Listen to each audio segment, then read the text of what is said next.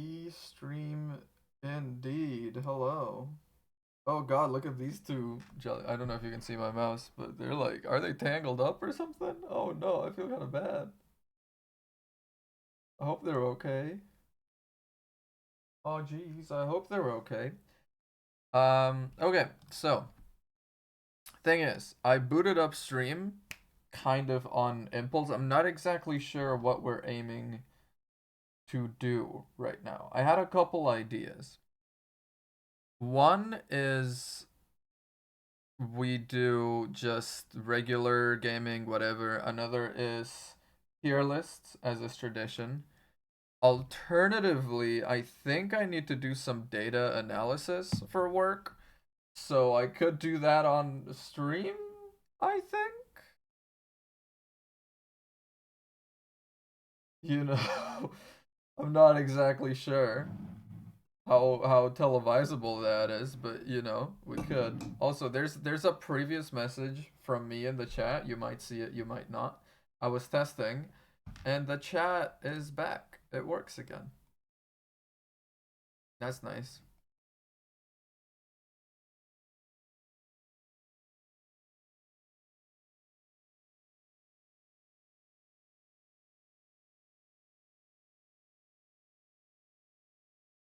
Tier list. That's reasonable. That's reasonable. Let me go find the ones you got. There's new tier list in tier list town.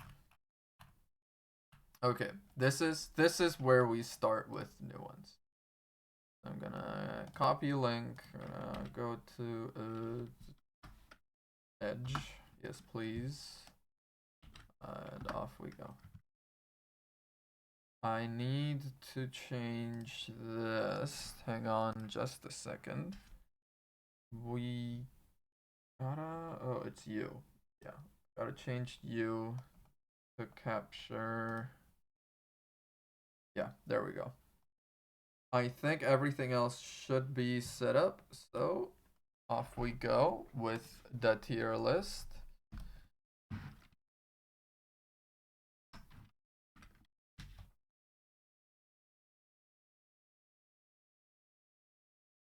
Okay.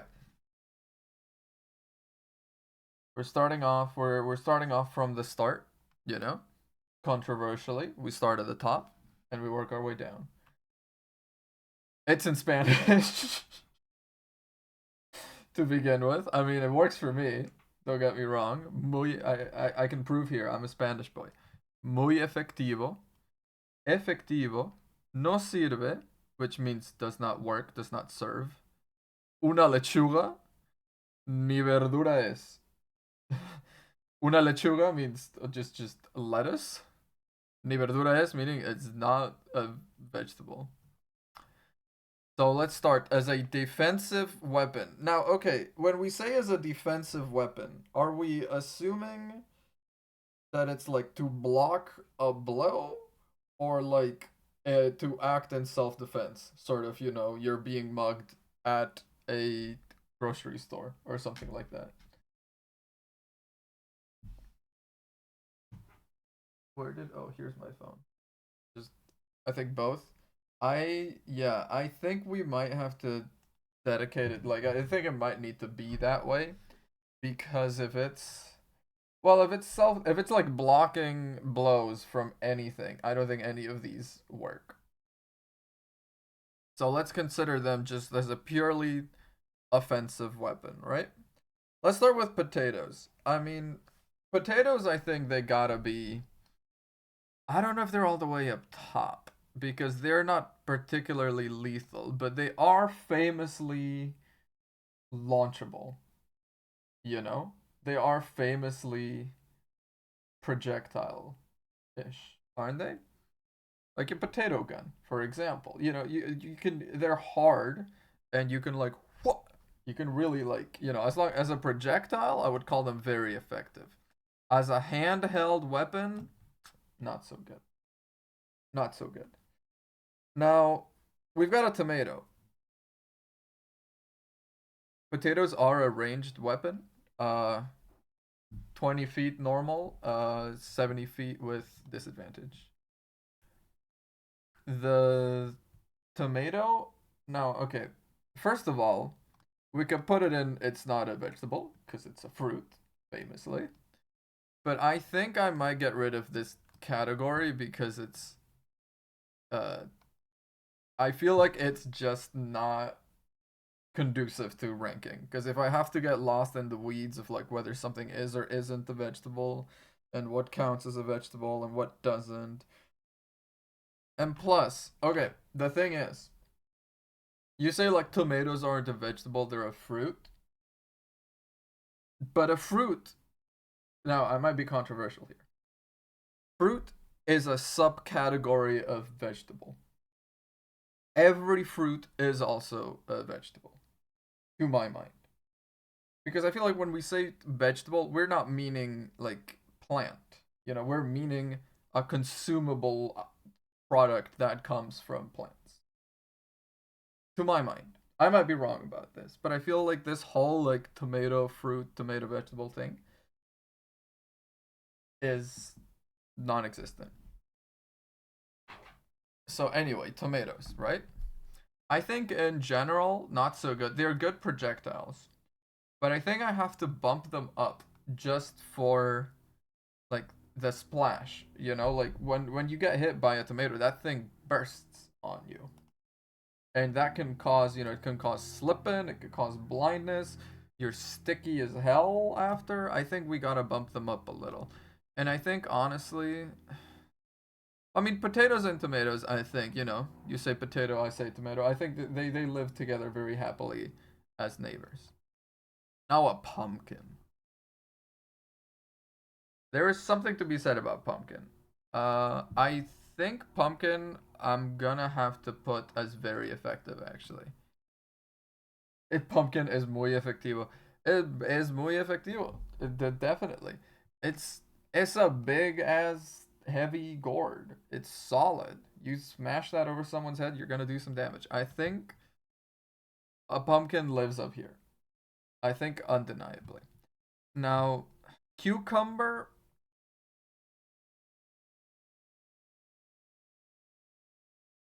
I'm gonna put cucumber actually down here.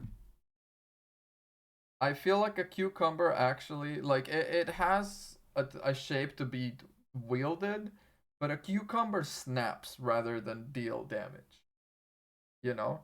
Whereas on the other hand, ear of corn, corn is about the most solid shit ever. Okay, even when it is cooked, even when it is like boiled or whatever it is you do with corn, it's only the outside that's kind of soft. The inside is still like rock freaking solid. A raw ear of corn can fuck you up. You grab it by one end, just bam. That's like it's a nightstick basically.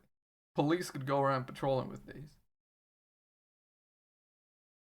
Onion is I'm gonna put down here. I think it's kind of as projectilable, if that is a word. It's not a word. I can tell you that right now. As a potato, but it doesn't carry the same impact. And even though it has, okay, the smell, you know, it has the it's certainly effective as it's cut. That's true. That is true. It has like a poison effect, basically. It deals poison damage, but it's a very, very small amount. Now, to be fair, because I kept bragging to Gail, like, oh, you don't like onion, and well, I love onion. And we were cooking, and there was just like a raw onion, and I took some of it. Just like, you know, not a lot, but I was nibbling on it while we were cooking. Just raw onion. And she goes, oh, I could never eat raw onion like that. It makes me want to puke. And I'm like, what are you talking about? And within 10 seconds, I was like, huh, huh. So, you know, there's definitely a point. You know, onion is kind of chill, but it sneaks up on you. There's a point past which you've had like a little bit too much.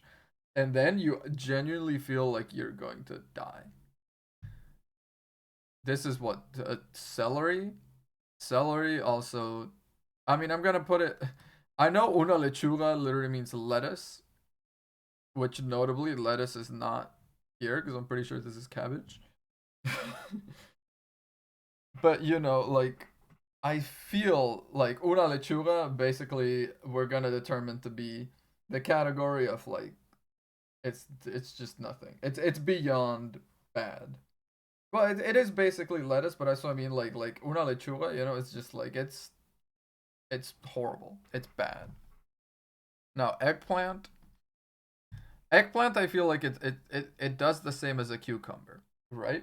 It's if you've ever like when you grab an eggplant, it has almost that feeling of when you what's like when you know those big like exercise balls that it feels like when you slap them they go like boom, you know? It feels like an eggplant should make that sound, you know? It's like it's taut, but it's a little soft. It's not very rigid. It has a little bit of give. It has that little like plasticky elasticness going to it almost that you feel like. I feel like this would break on you. It would be a bad weapon. Cauliflower, famously crumbly, as you can see even right here. Cauliflower ain't shit. I'm sorry, broccoli, but you're basically. Actually, I'm gonna bump broccoli up one a little. No, I'm not. No, the fuck, I'm not. I thought about it. No, like broccoli and cauliflower are literally the exact same plant. Like there's no difference between the two of them, and that's it. Pepper. A pepper is actually, I think it's worse than a tomato. A pepper doesn't splash. A pepper doesn't make like it doesn't have liquid in it. It's hollow. Tomato, it splashes and it goes up, you know, and it has all the juice in it. That can cause extra damage, extra inconvenience. A pepper is just a hollow tomato that tastes like batteries. You know, it's not a tomato. It doesn't look. What is what is this one? What is? Do you know what this vegetable is?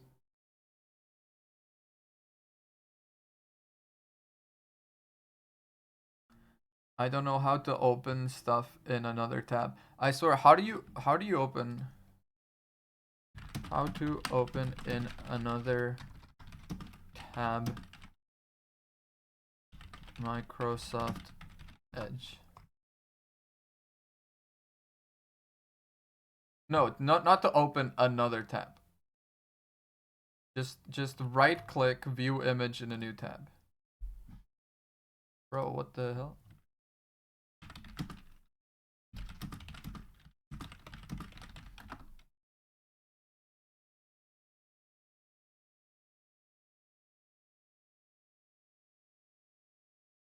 Uh-huh, uh-huh. Yeah, I think this is the question I'm looking for.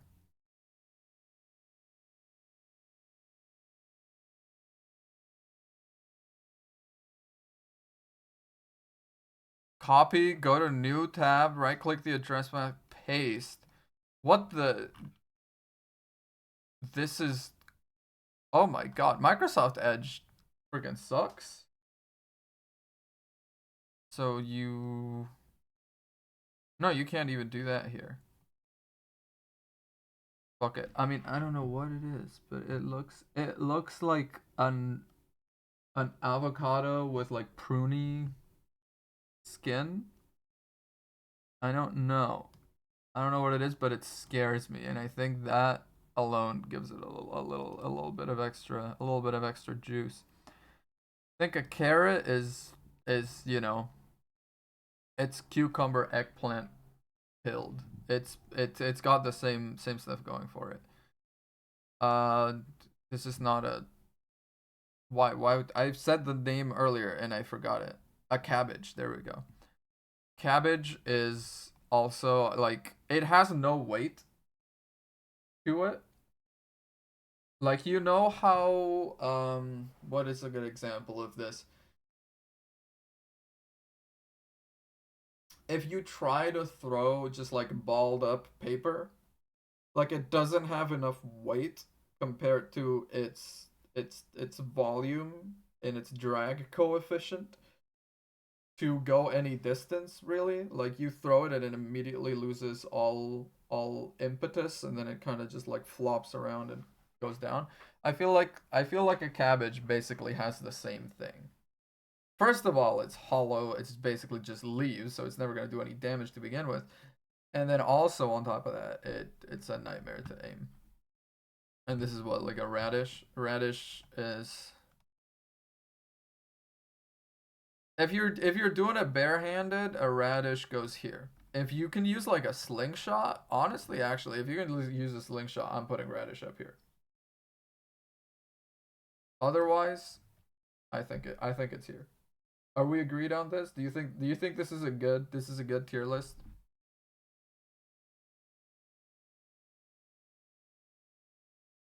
Do you think this is, if you have multiple, I feel like they could be effective. Oh, absolutely, yeah. Extinct megafauna of North America. Extinct mega doo doo. Okay. Oh, ooh, okay. What the hell? Y'all had like a fucked up y'all had two fucked up elephants? Like, is this a mammoth? It's not like, this is massive. Wait, that right here, you can probably barely see it. But right here, I think this is a dude. Holy shit, man. Like, I've been to the zoo, I've seen elephants. And elephants, they're maybe like twice as tall as a person. This shit's like 1, 2, 3, 4.5. Holy shit, man. I mean, this is S tier. Holy, that's a massive fucking thing. Oh my god, that's perfect. That's delightful. You, honestly. Okay, this one, I mean, I'm sorry, but these ears really freaking let you down. You know what I'm gonna do? I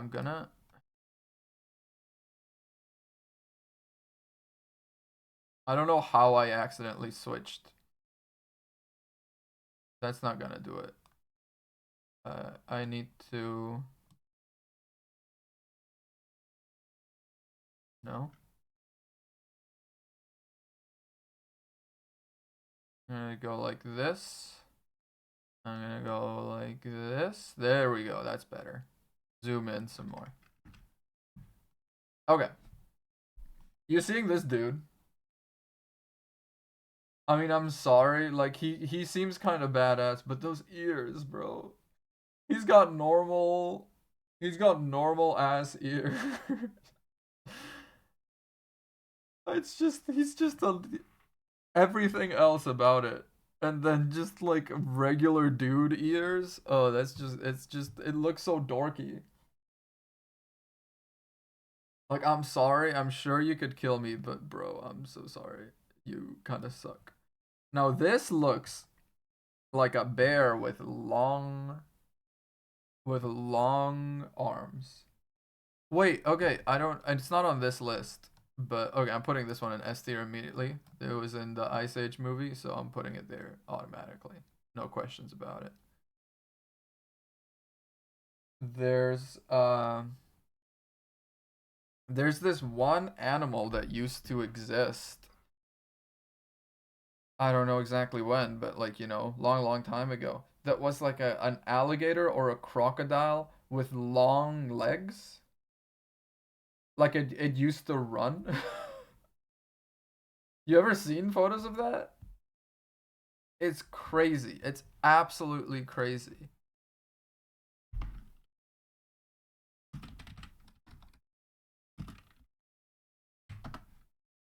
Yes, I think I know what you're talking about.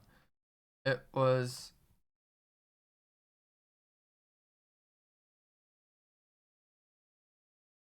yeah, that's the one.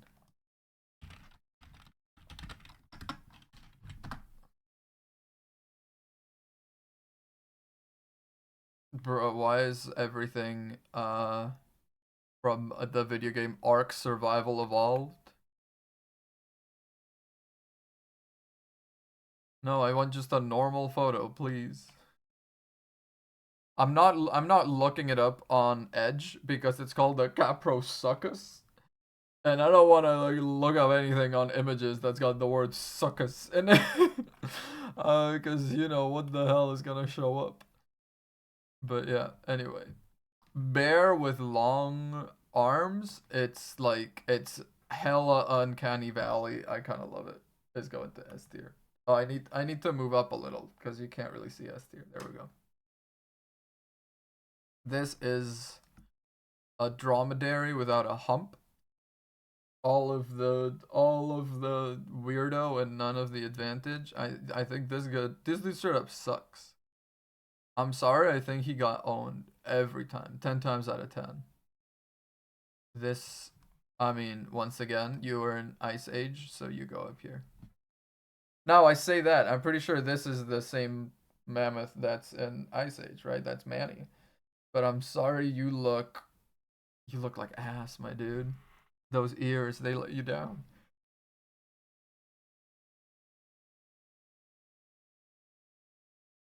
This is a direwolf? Is that what they were called? I don't know, some like big mega wolf. I mean, wolf is cool, but literally it's just a wolf but bigger. I know this is just an elephant but bigger, but come on. It's so big. Like you can't expect me like if you put like a Godzilla scale thing on here, I'm putting it on S tier. You know, it's just how it works.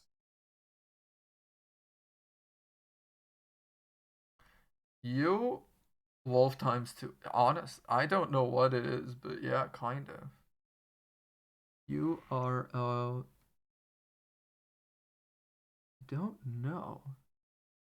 It looks like a fucked up cross between a otter, a bear, and a rat. Like I don't know what's going on here. This is you can see how like actually I mean I'm not saying this is true, but it's fun to kind of see like this is basically nature mammals especially in the sort of beta testing era. You know what I mean? Like it's so much fun to see these old old species, prehistoric mammals, because you can see an evolution, and it's kind of odd because it works in sort of the same way that many things get work, where a new thing is discovered, then there is an explosion and so many different ways to do it, so many a new niche, if we're going to be using the evolutionary terms, a new niche is discovered, and there's suddenly an explosion or a rush to go there and be the first. You know, there's a rush to be the best in it. There's a rush to like populate that niche and make it your own. We can look at, for example, let's call it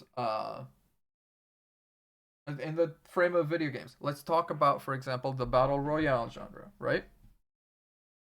Where it started off with like it was the niche was discovered, Player Unknown's Battlegrounds, right? And then suddenly so many different like everything everywhere it was doing its own spin on the battle royale, and then Fortnite showed up, and it in many ways it nailed the genre, which is what it's sort of it's so weird because so much of what we do in our day-to-day, so much of everything is it all follows the same model. It's very very interesting.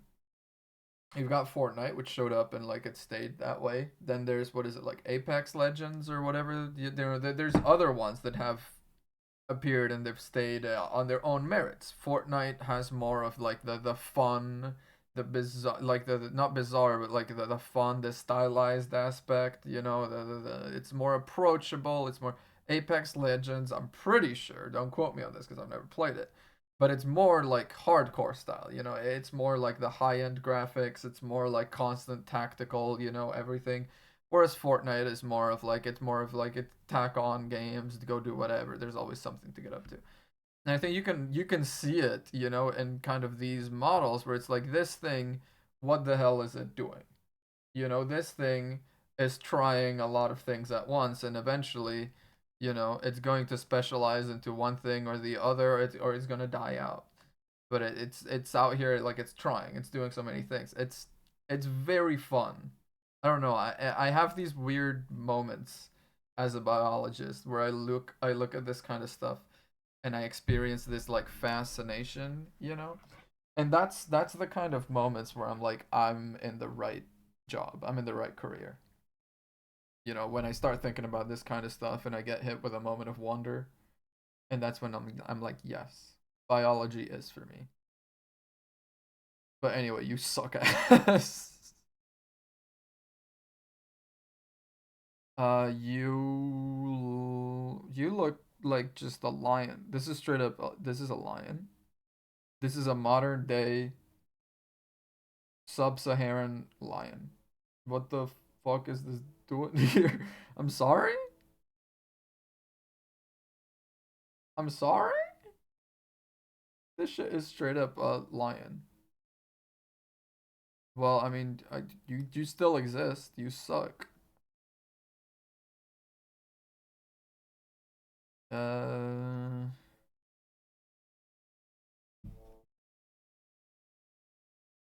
they snuck it in. Yeah. I mean, this is just a lion, isn't it? I mean, of course, I'm not saying there's, you know, there's no way there couldn't have been big cats that looked, you know, I feel like cats are pretty damn optimized when it comes to evolution. You wouldn't know it looking at my cat, the way she like she does nothing but shit and pee everywhere, but she's where she's supposed to beg for food and I don't know, eat things she's not supposed to. It's you know, you look at her and you're like, damn, they did a number on you. But like big cats, felines in general, they're pretty damn optimized as far as mammals go. It's kind of bonkers. Where in many, in pretty much every environment where there is a big cat, that's the apex predator. Like that's wild. Like think about it. Every environment where there is a big cat, that's the apex predator. Cats are bonkers at surviving. Cats are like evolution. They're like a razor edge in evolution. It's very fun.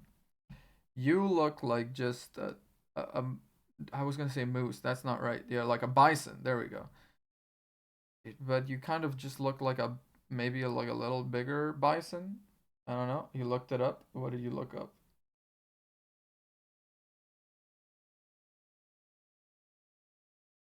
This apparently it's the American lion. Uh huh.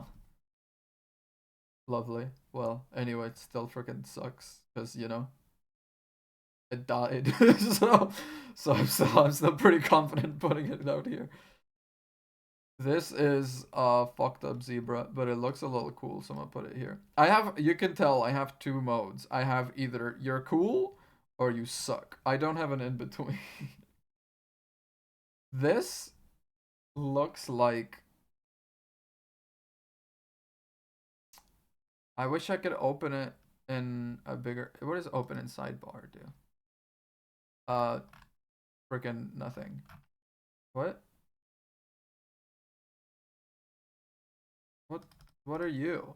Okay, never mind. Okay, this looks like a drawing of this lion, but you know, in the style of like the old Japanese prints, the old like the classic one. That's like a guy go like, you know, with his hands like up to the side. It looks like in that kind of. Do you know what I mean? Do you know what I mean?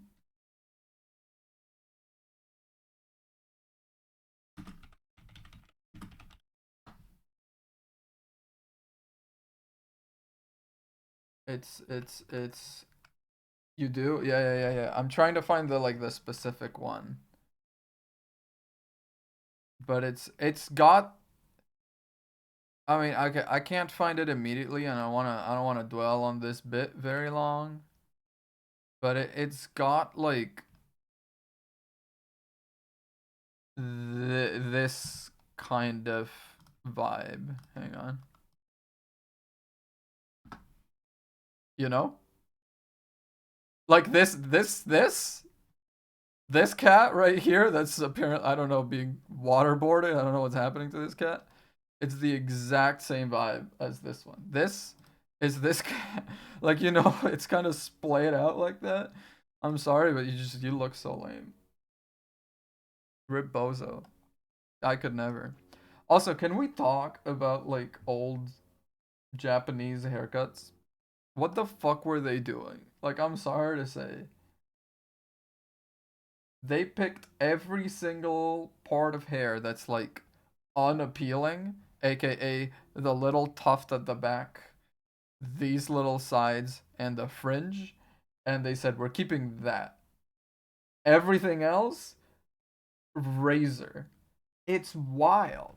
Like how did that come about? Was it just because like you would wear like a hat on top of this and it was just like to keep the, I maybe actually maybe because it's like it's difficult I think to, especially back then, to keep like good hygiene in your hair, right? There wasn't a lot of soap, god knows, not a lot of like water you could squander on washing yourself. So maybe it was just because like this is meant to be covered by a hat, and just to preempt the dirty, unwashed hair, you just get rid of it and only keep the parts that peek out of a hat. And maybe just over time, this just became the normal hair to have. I could see that. I could see that. Anyway, looks like uh this thing looks like Master Splinter, bro. It's fucking Master Splinter. Look at it.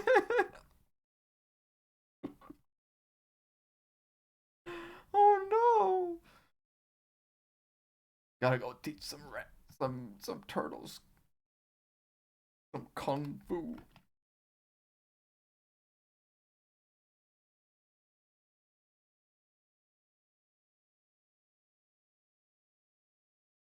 Anyway,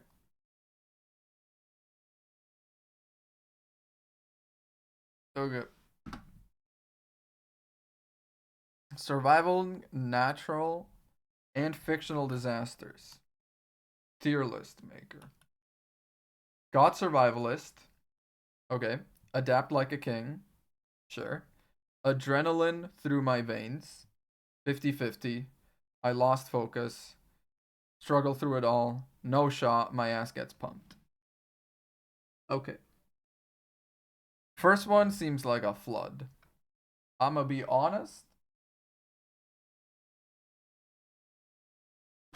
Flood is like hardcore, man, actually. Like, the more I think about it, the more I'm like, hmm, you know? I think, no, I did. It's not much of an argument on my side. But I did do swimming for like I did swim pretty religiously from age 12 to 18. Now, I'm not saying that means I can swim my way out of a flood, but I've got the technique and the stamina to swim my way through stuff, right? Of course, like this would be post like the wave of the flood. I think if the wave of the flood hits me, I'm dead. Flooding, just swim up, bro. Like salmon do it.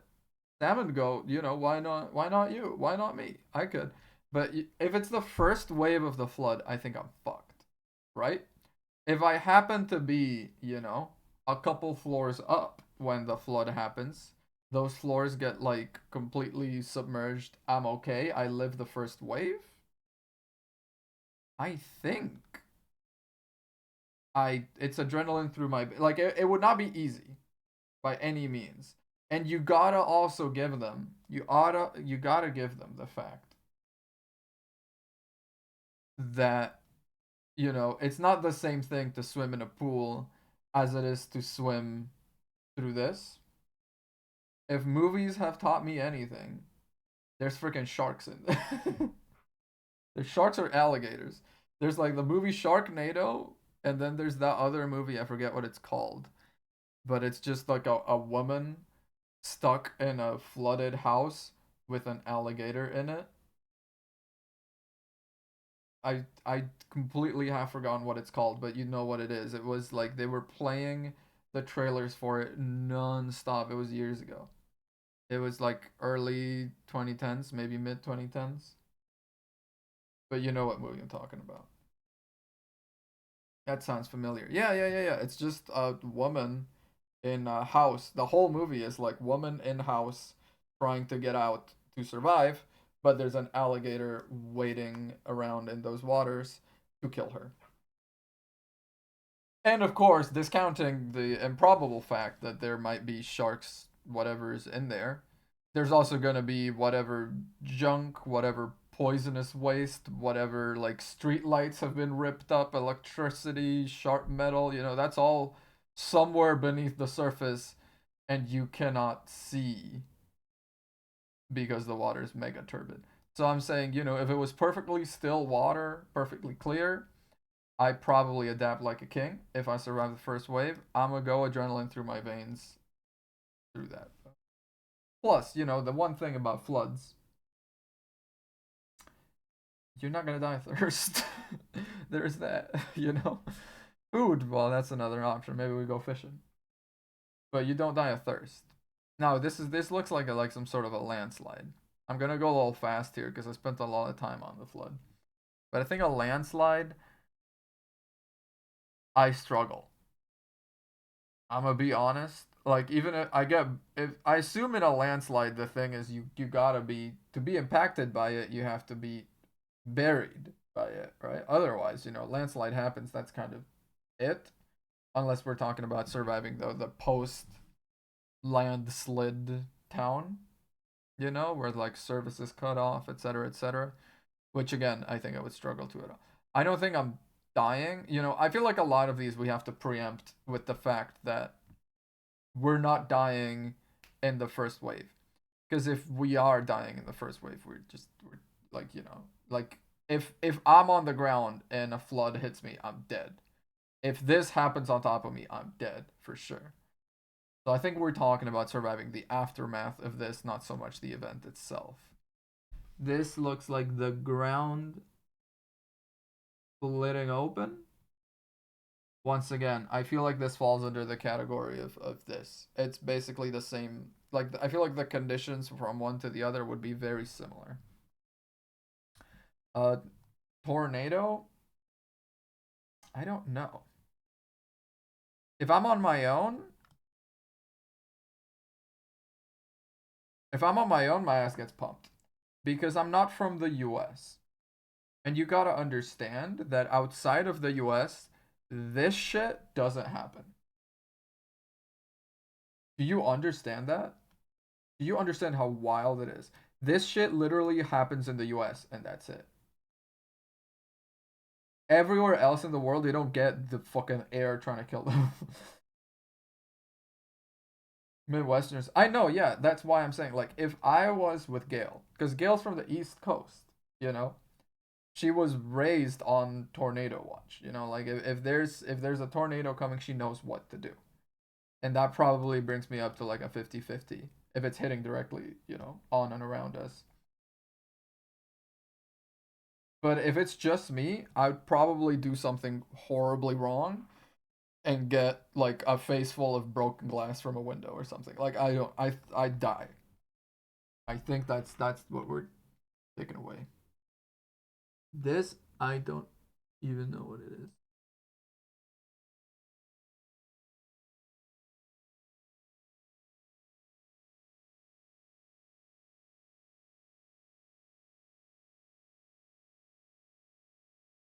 I don't know what this is. I cannot. The Earth loves to attack Americans. I swear, it's like the whole country is built on an old Indian burial ground or something. Like it's cursed.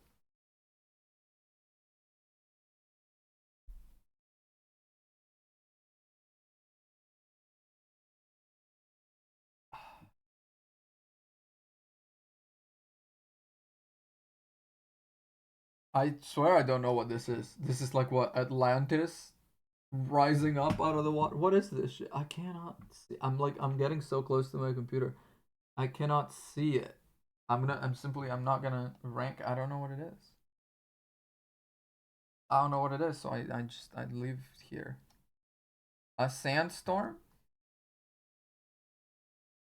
I feel like a sandstorm is not as bad as like either of these. Like, don't get me wrong. I think as long as you're like indoors, you're probably fine for a sandstorm. And then post sandstorm, probably not that hard to clean up. I'm gonna say adapt like a king. Sandstorm tries to hit, I don't know, I hide under the bed or whatever until it's done.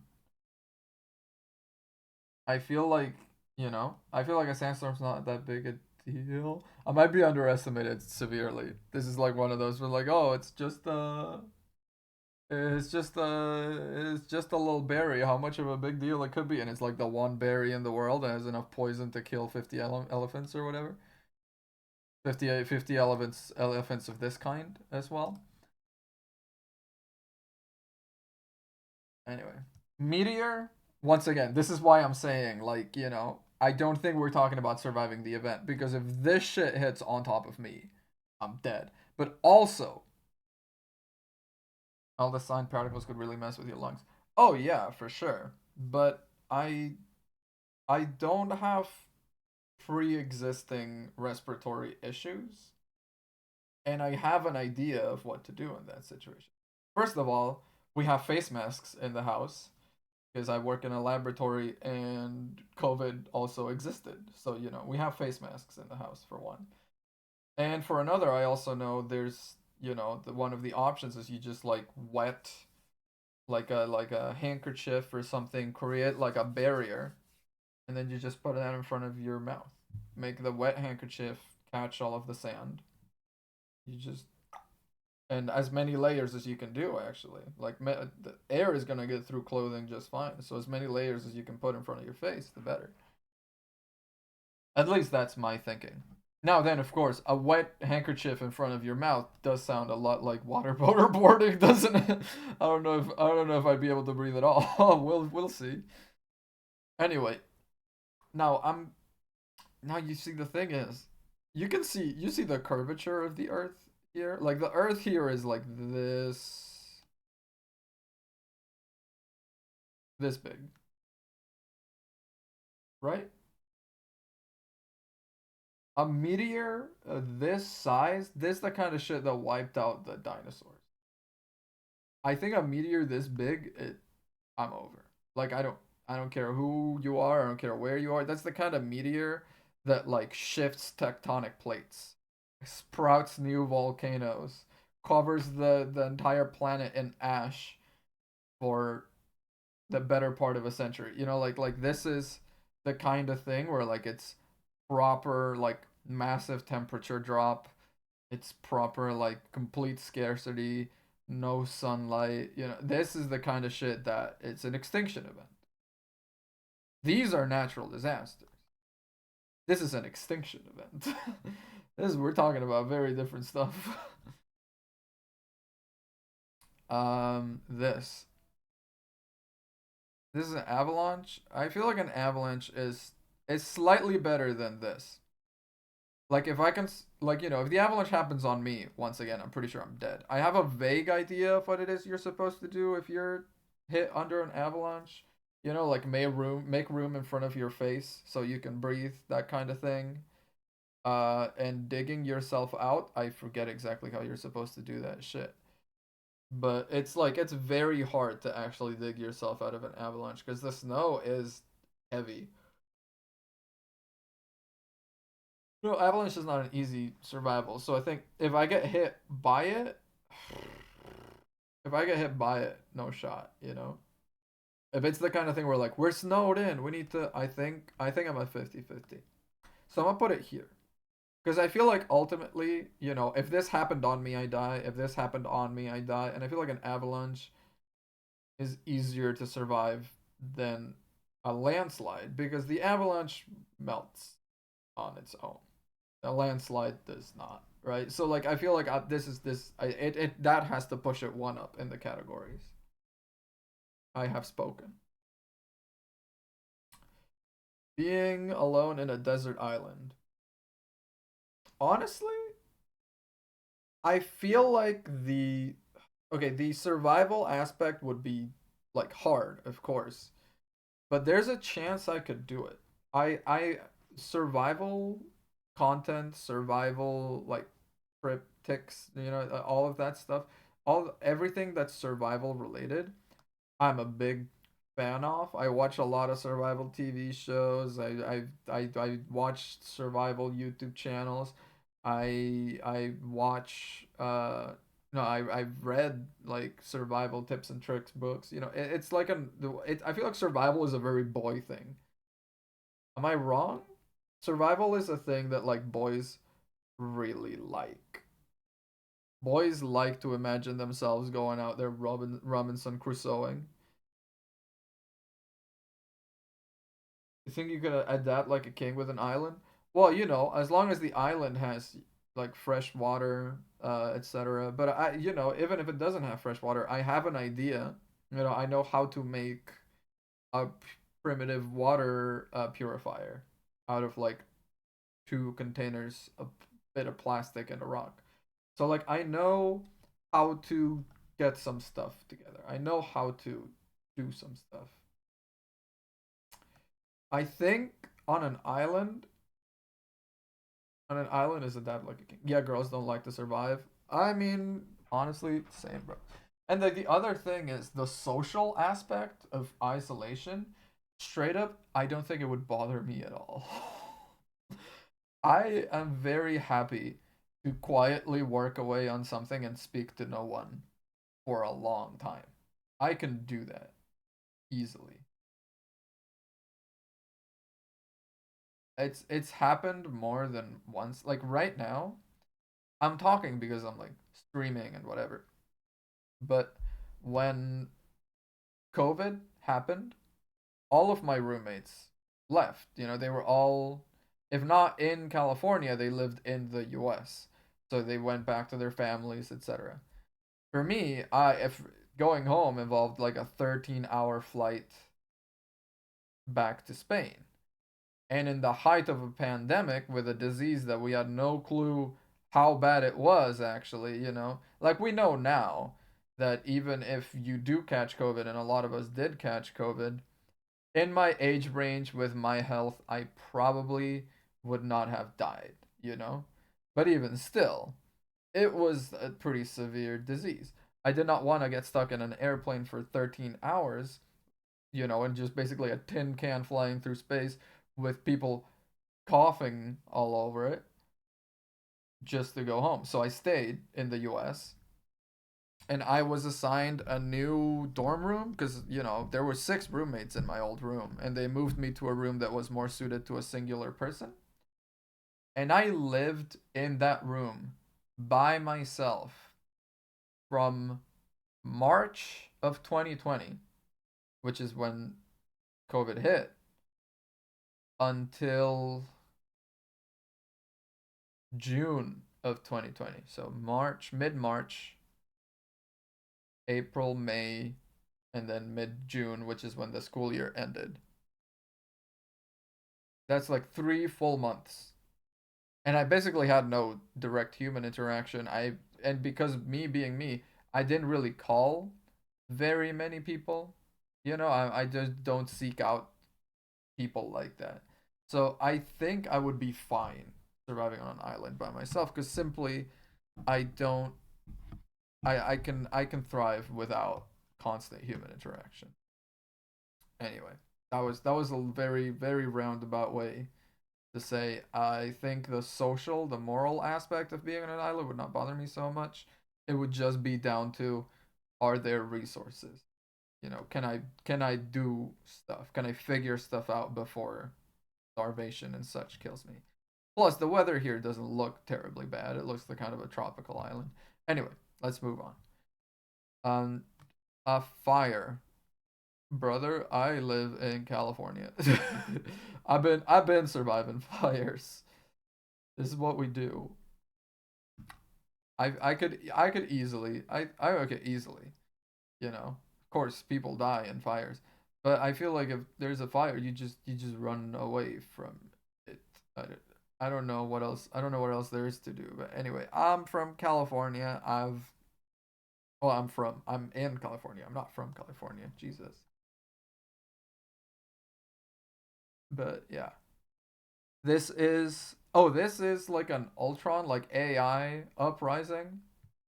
I think actually I'd be just fine in an AI uprising. Because I always say please and thank you to my Alexa. So that's how you know. That's how you know I would survive. Because the robots would be like, you know what? He's okay. This guy. He's fine. No, leave him. He's my bro. He's my bro. Don't worry about it. No, leave him be. Leave him be. This is a zombie apocalypse. Now the thing is, I have pretty good cardio. I ride my bike a lot, and just from my upbringing and from all the swimming I mentioned earlier, etc.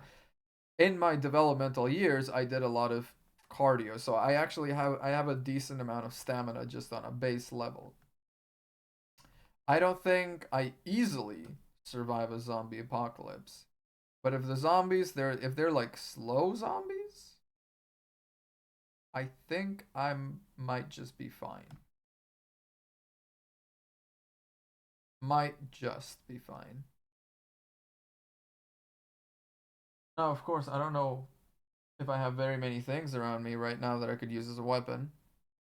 And I don't know if, I feel like in a zombie apocalypse, in a zombie apocalypse, a thing that really determines your make or break moment is the first time you're face to face with a zombie and you gotta kill something that looks like a human being.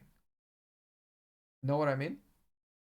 Like you gotta get past the mental barrier of I'm a good person. I don't want to, like right now if I saw someone down the street and I had to like, and they were coming at me trying to kill me, I'm pretty sure they could get away with it just based on the fact that they are trying to kill me and I do not have the resolve to kill, right? I feel like that's something you got to build, and especially in that first encounter. So actually, I'm going to bump it down to 50-50 because I think past the 50-50, past the like if I can get past the moment of like let's think let's break this barrier, let's actually, put number one first, I think I might be fine. Plus, another thing about me is I'm also kind of an obsessive planner in many ways. Not an obsessive planner like I want to know every detail, but whenever there's a situation, and I've mentioned this before, I have this like tendency to catastrophize.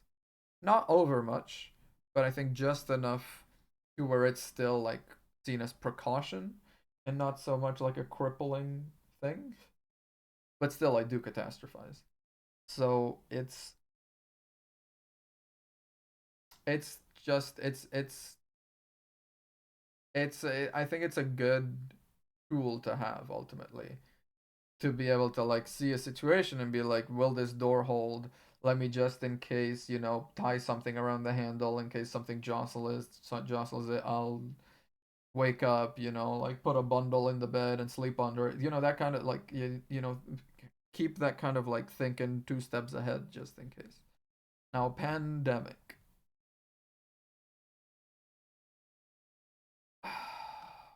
Are we talking about lone survival?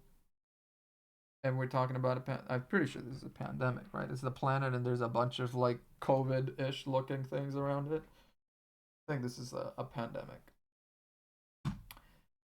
I think a lot of surviving in these kind of scenarios comes down to are you already immune? Because pretty much for every disease, and that's sort of the advantage that you have because of evolution and because of genetics and because of mutations, there's pretty much always a subset of the population that is naturally immune to any given disease. You know, there's people that have some kind of mutation that means they can't get HIV and develop AIDS. There's people that have a specific mutation that means they can't get cholera. People that have a specific mutation means they can't catch COVID. There's people who are naturally immune to COVID, and this goes for all diseases. So to begin with, if I am one of those people, it's a free pass, right? But then of course the chance of being one of these people is so infinitesimally small. I don't think it bears it. I don't think it bears thinking about. I'm just lighting this up a little bit so I can, yeah, a little bit more. There we go. I don't think it bears thinking about that small, outlandish little possibility. But then, I think outside of that is just, do you catch it? Do you not? And if you do, the availability of medicine, etc. Now, let me start at 50-50 because I think everyone kind of starts on a 50-50 for a situation like this. You catch it, you don't. I bumped myself up a level because I studied microbiology. I work in a microbiology lab, right? I know a lot about these diseases. Well, not necessarily about the diseases, but I can picture the mechanisms by which they work. I can picture the mechanisms by which they spread, and I can picture what you can do about them. I work in a lab, so a lot of what I do day to day is protocols to prevent any sort of contact between myself and my samples. Any kind of contamination from me to them or them to me. So ultimately, I think this might bump me up to adapt like a king. You know, provided I can, I don't just get blindsided by it, and provided I'm not like patient zero, and I know there's a pandemic going on, I think I have a decent chance of surviving it just by virtue of what I know and what I work in. Now this is, oh, it looks like some kind of plant overgrowth situation. This doesn't seem too bad. The plant overgrowth. I think it would kill a lot of systems. But ultimately, a plant overgrowth situation would be not a very fast acting kind of apocalypse, I don't think. Even something like that, it would take years to get to this point. And I feel like any given person, when it starts, through the years that it takes to develop and get to this point, society would learn what to do about it. I feel like this is more, I'm even going to bump it up another one. I feel like this is like not just myself, but like everyone. We would collectively figure out what the hell to do about this. Now, this is a tsunami tidal wave. And a tidal wave, I'm pretty sure I die on. My ass gets pumped. Like a tidal wave, if you're affected by it, because otherwise, tidal wave is a tidal wave. The after effects of a tidal wave are a flood, which we've already covered. We already know what's up with a flood. The tidal wave itself, you're paced. You're done. You're crunched. It's immediate. Like, have you ever gone to the beach when there's like particularly, oh, hello. Welcome back. Were you ever gone or did you like I feel like the viewer count went down and suddenly you came back with the 50-50 shot on the tsunami. The tsunami's 50-50 if you have higher ground. No, cuz I feel like the thing is with a tsunami is we're talking about the tsunami itself. We're talking about the wave. This would be, oh yeah. Oh, that's okay. I feel like because the after effects of the tsunami are a flood, which we've talked about. But I'm talking about is the wave itself, right? Because if you have the higher ground, you don't get hit by the actual wave, then you're dealing with a flood. That's different. We've covered that, and I think I would be here with a flood. If you get hit by the wave itself, you're over for sure, for sure. I was talking about. Have you ever been to the beach when there's like waves that are not even particularly that tall? I'm talking like 5 foot, 6 foot waves, when they crash. Where it's like, like the sea is a little rustled, a little agitated, but it's not like a massive deal. And if you've ever like for the giggles wanted to like get in the waves as they crash, I used to do this a lot as a child. I tried it again like 2 years ago.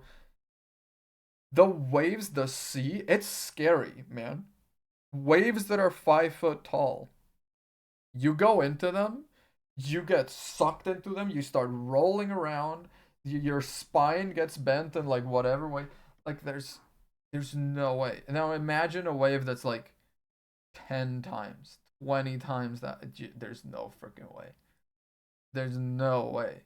This, anything that gets caught in it is so dead. So dead. This is what, a volcanic eruption? Isn't there like some rule about volcanic eruptions where it's like if you look at it and like it's like bigger than your thumb or something like that, then you cannot survive it? Like if you look at the plume on a volcano and like you put your thumb on it, and if it's bigger than your thumb, you can't survive it. I think that's a thing. So I think it kind of comes down to, am I so close that I can't survive it? Or I think a volcanic eruption, I could struggle through it all. I think. Now I think if aliens come get us, and this is disasters, so these are not friendly aliens.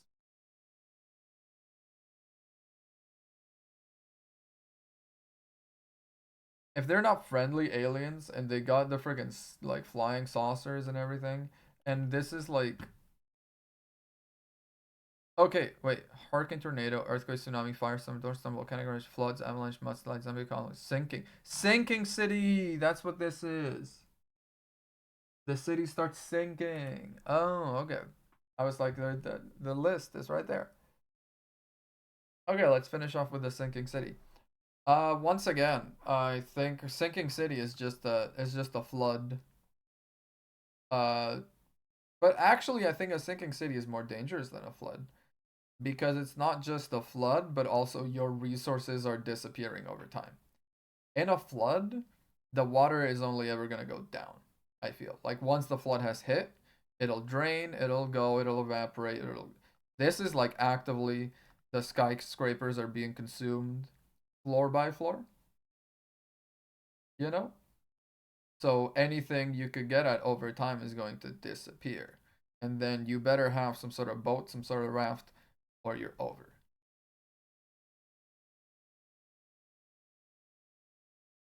Next up, different ways to die. Oh wow. This one's a little grim. I'm not gonna lie.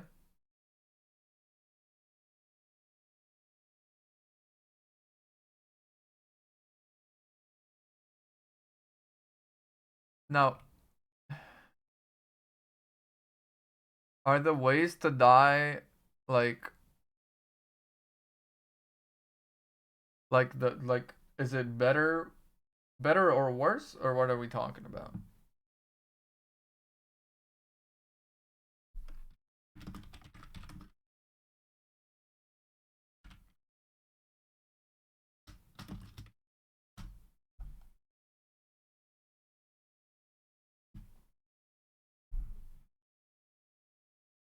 Like is it a better, like, okay, I'm gonna say just sort of from most, I'm gonna say S is most desirable, let's call it, quote unquote.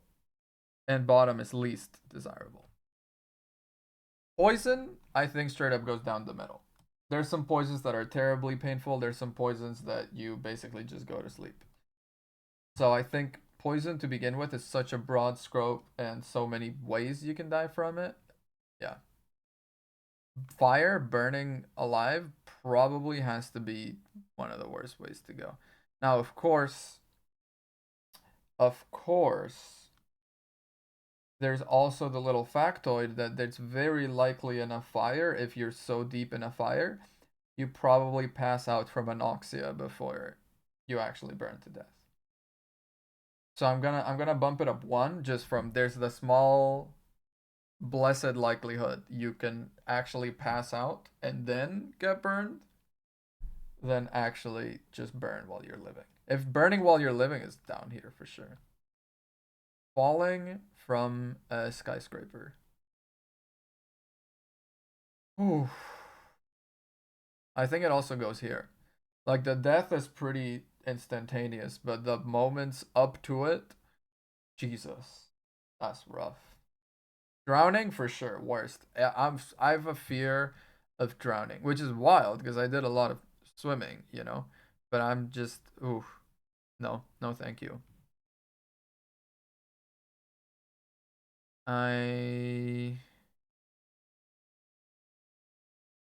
hanging also the worst. I mean, it's more of like the asphyxiation, you know, the struggling to take a breath, not being able to type. That's horrible. No, thank you. Gun being shot. I think it kind of lives with poison because it can be instantaneous and it can be prolonged. You know, it can be shot through the head and you're out. It can be shot in your lung and you slowly choke on your blood. It can be shot in like your leg and you slowly bleed out. You know, like there's a lot of ways it can go. You know, shot in like I don't know, the liver or the gallbladder or the spleen or the stomach and you slowly like poison yourself or whatever. Yeah, there's no way. Choking also, I mean, I feel like it's the lack of breath. Because like you can go quite a while without breathing ultimately. You can go like 3 minutes if you're pushed like a little further than that, you know? No one really pushes themselves to go 3 minutes and further outside of people that do like competitive swimming, competitive holding your breath, competitive diving. There's a competitive holding your breath, by the way, which is terrifying. I think like world champion of that did like over 10 minutes.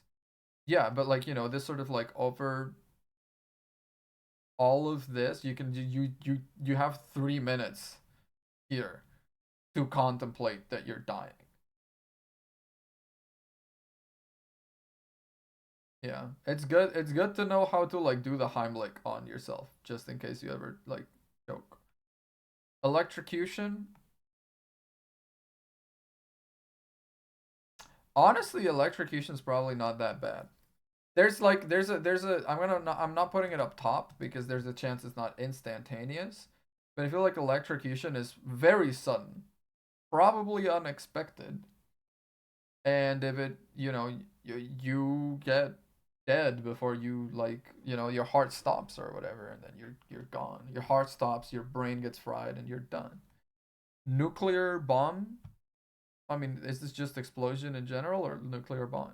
In any case, I feel like a nuclear bomb, if it detonates like right in front of you, it's it's probably one of the fastest ways to die for sure. Like that's just like you're here and you're gone. Ultimately, I think that's fine. Probably I want to be obliterated. There's something kind of I don't want to say nice, but you know what I mean. About the idea of like being like vaporized into atoms basically by a big old explosion ripping through basically the fabric of the universe. Yeah, I'm like I think that's probably fast as hell.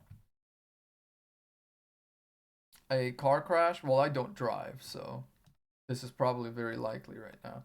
I'm gonna say a car crash is probably one of the worst because once again, chances are you don't die instantaneously. It's probably chances are either the airbag or like the crash or whatever like crumples your ribs into your lungs or something, and then you slowly die. Plus, it takes two to tango. Like in a car crash, you can crash into a light pole, but more often than not, you're gonna crash into someone else, and that's just double death. What is? I don't know. Oh, airplane crash. Airplane crash is probably pretty similar to falling from a building, right? Like the death itself is probably pretty instantaneous, but can you imagine, by the way, holy shit, like you're on a plane and it's like in Lost or something where like suddenly it gets like a part of it gets ripped out or like there's like a sun decompression type thing where you just get like sucked out of a door or sucked out of a hole in the plane. You're flying at 10,000 freaking feet. How long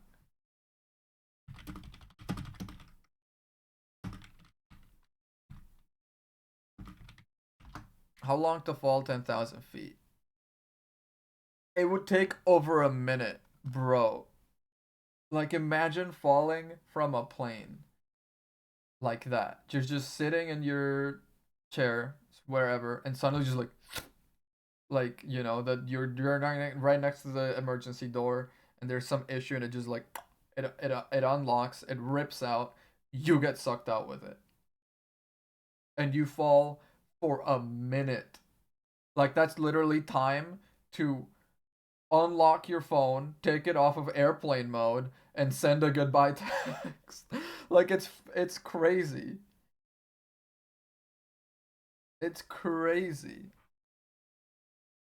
Dehydration probably one of the worst ways to die for sure.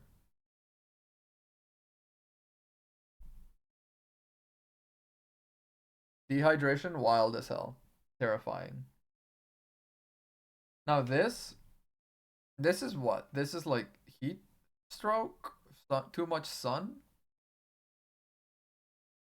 It's bad, but probably not so bad because I feel like with stuff like this, it catches you unaware. You know, like too much sun, dehydration, etc.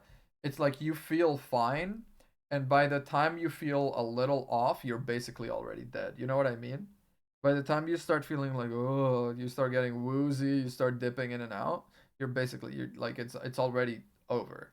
And you're woozy, you know, you're not really entirely here, so it doesn't hit you quite as hard. I think it's bad, but it's, you know, it's not horrible. Now, freezing to death, yeah, probably also terrible. It's these long, prolonged deaths, you know, dying to bleeding out, also terrifying. That's a fucked up image, man. It's like that the tears. What is this? The crying and then all the blood around. Dying to a disease. I mean, it depends on the disease, but also freaking bad. I don't think there's like a great way to go, but I think ultimately if you die from a disease, at least where I'm at right now, chances are I die in a hospital well cared for and via like assisted death type thing, you know, like where they can't do anything for you anymore, you're suffering too much, and then they inject you with some stuff, you go to sleep and you never come back. This is being buried alive. Holy shit. No, thank you. No, thank you. That's terrifying. I don't want that. This This one I actually don't know what it is. It looks almost like an X-ray. Like this looks like a bone, doesn't it? This shape right here, it looks like a finger, maybe. God, that's terrifying. We're being buried alive. Like this looks like a bone, but I don't know what it is. Hang on, I'm gonna open this also in Firefox just for myself, and because Firefox lets you open these bigger. It's a broken bone. Dying from a broken bone? What, like, okay, let's list the ways you can die from a broken bone. It breaks in you, and it, you know, it happens to break into like an artery or something, you bleed out inside yourself. Terrifying, horrible. It breaks, and from the pain and from the everything, you go into shock and you die.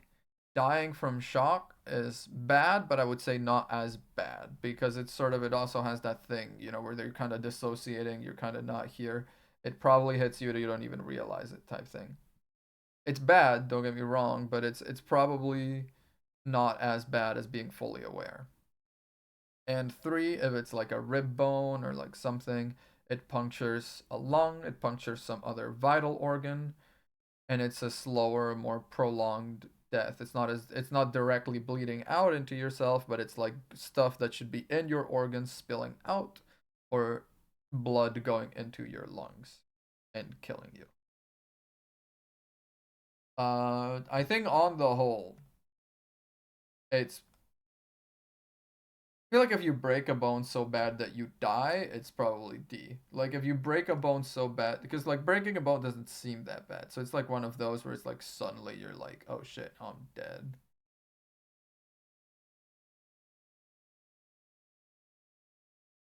Dying from smoking. I assume dying from what, lung cancer? It's a long, drawn out death thing, but once again, it has the aspect of like palliative care. It has the aspect of being looked after. Death from smoking is lame. Yeah, but we're not ranking them from cool to lame. We're ranking them from most desirable to least desirable.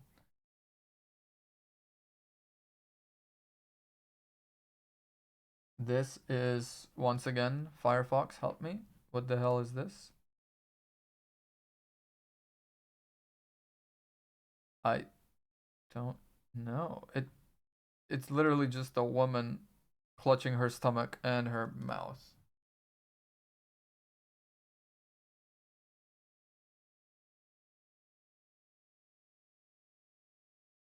I don't know what it is.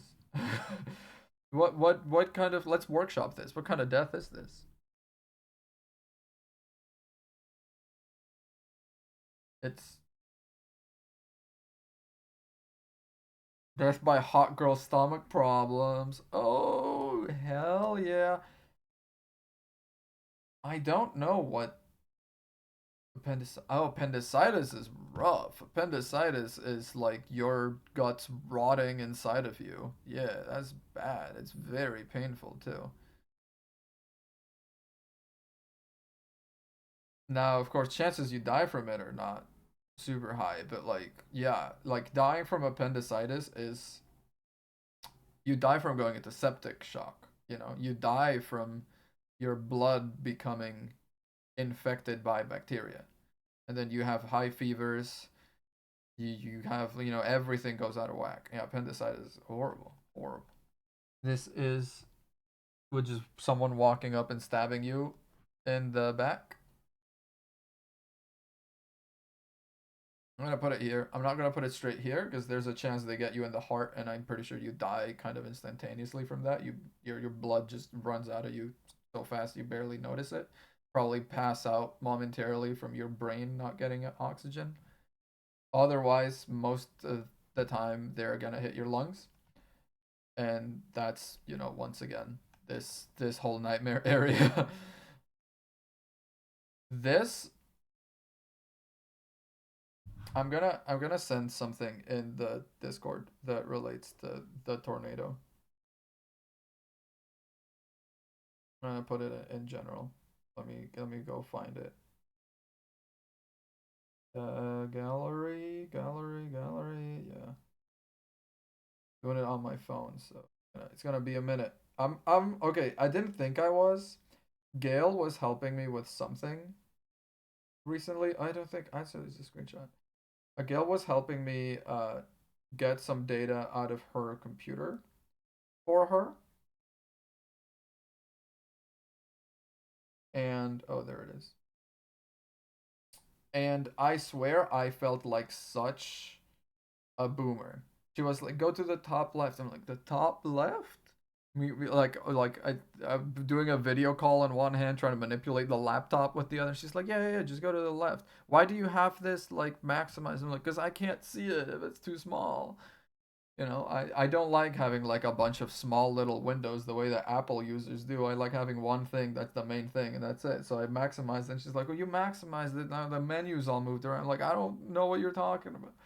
It was such a boomer moment. I felt so defeated because we all grow up thinking to ourselves, there's no way, there's no way it hits me. It could not be me.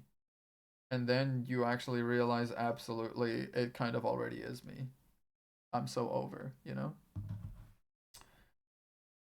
Anyway, you I just sent it in the Discord, so feel free to go check it out. It's a pretty funny screenshot. But I feel like that's sort of the view you get from a tornado. I feel like dying to a tornado probably is pretty fucked up.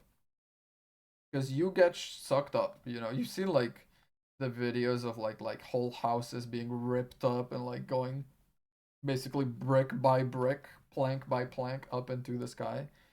That's basically happening to you.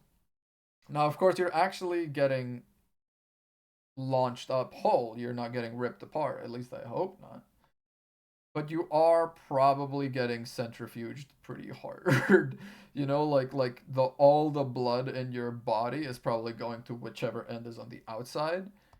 So you probably pass out inside of that and then, die elsewhere. There you go.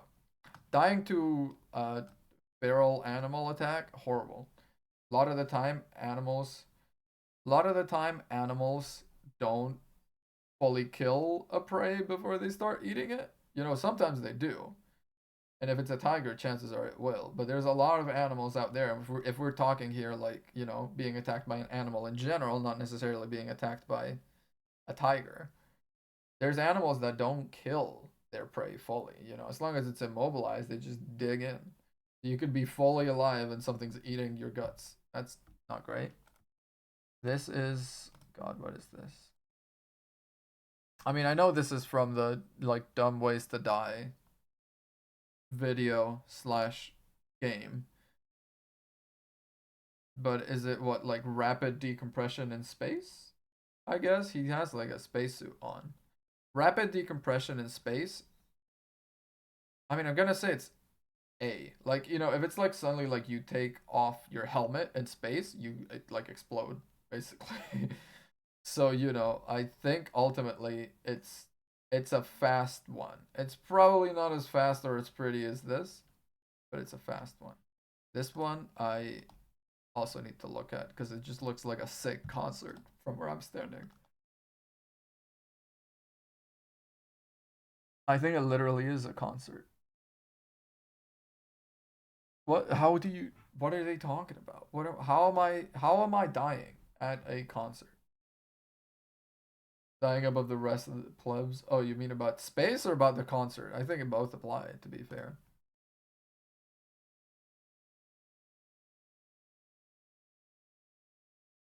About space, yeah, yeah, for sure.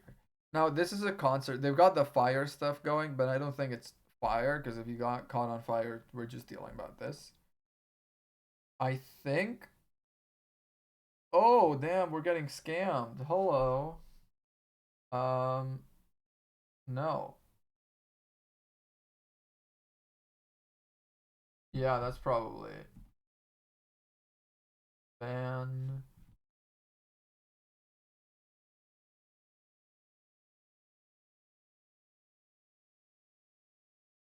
Oh, banned.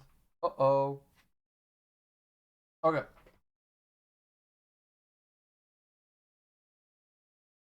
So sad that we get traffic and it's just scammers. What the hell?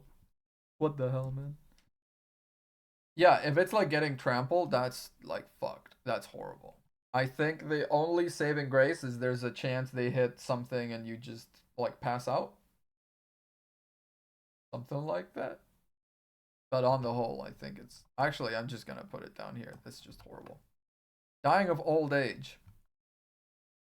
I mean, it's probably very good. It's not. I'm gonna say it's probably not the most desirable. I think dying of old age is good, and ideally we all go that way.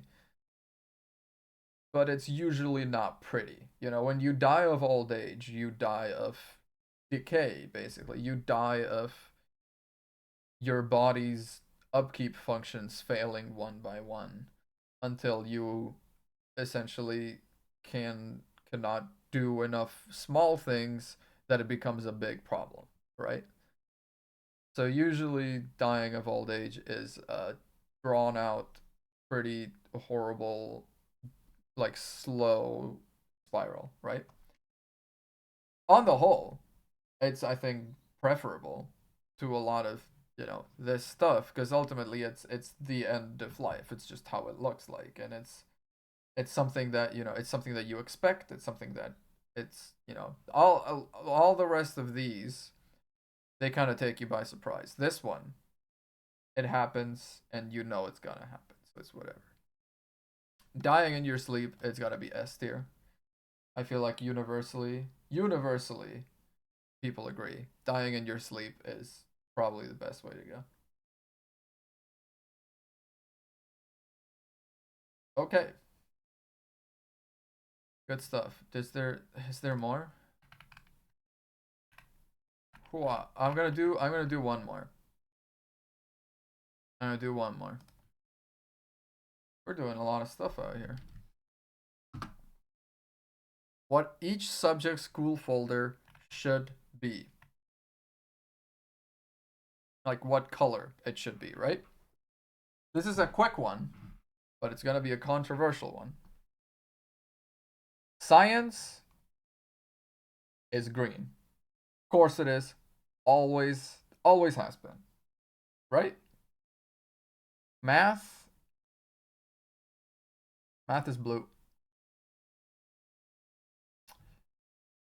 Science is green. Yeah, of course science is green. I mean, like that's the easiest one. Like it's biology, it's green. You know, every science textbook has like a leaf on the cover or whatever. So it's like science is green. Math is blue. Uh, I mean, English and foreign language are the same for me. I'm gonna go ahead and put this Spanish. There we go. Otherwise, I'm double dipping. Okay. Social studies. There's no history. And why does gym have a folder? I'm gonna make this history because there's no paperwork for gym. What the hell?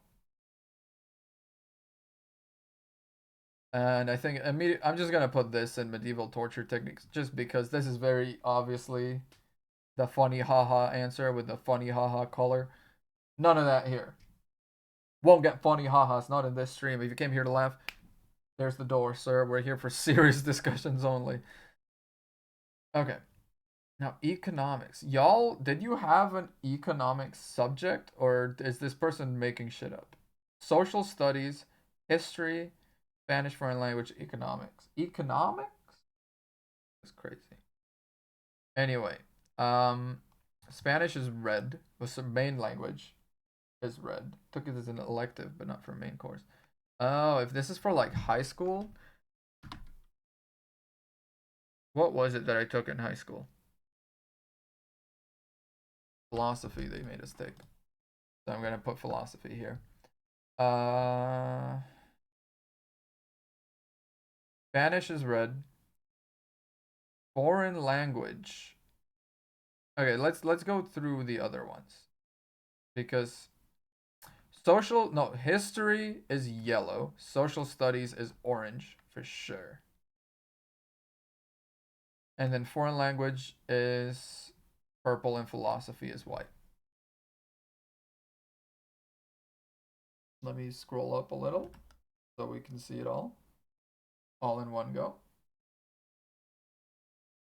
This, I mean, you gotta agree with this. I feel like this is pretty objective, empirical.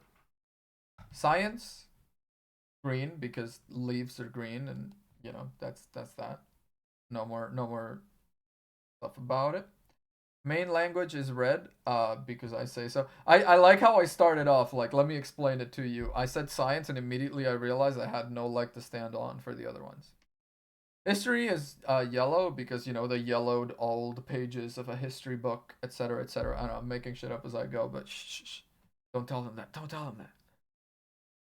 You agree with science, Spanish, philosophy, and foreign language. So is it just social studies, math, and history that you don't agree with? I feel like math is blue.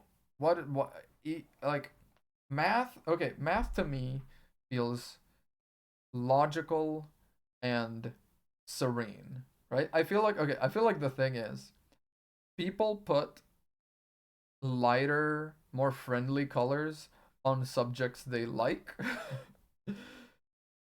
And they put red, yellow, orange colors on subjects they don't like. Like they put the aggressive colors on the subjects they don't like, and they put the like the blue and the purple and the white. Yeah, okay. I mean, it's not quite the same, but you see what I mean. Like math to me has logic. It's, you can retreat into your mind palace, do your sums, do your calculations, work things out step by step. Like math to me is fun, right? It's like a puzzle. So I enjoy math as, and I enjoy putting it, I feel like blue corresponds to that. Social studies is orange. I don't know. Social studies just feels orange to me. Am I wrong for saying social studies slash history courses? I mean, we didn't either, to be fair. I'm just trying to think. What classes did I take in high school? I took biology, I took chemistry, philosophy, physics, Spanish, Catalan, English, PE, of course.